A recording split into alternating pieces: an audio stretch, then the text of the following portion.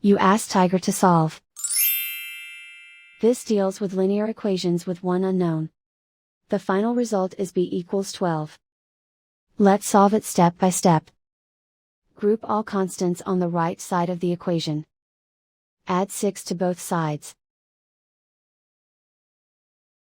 Simplify the arithmetic.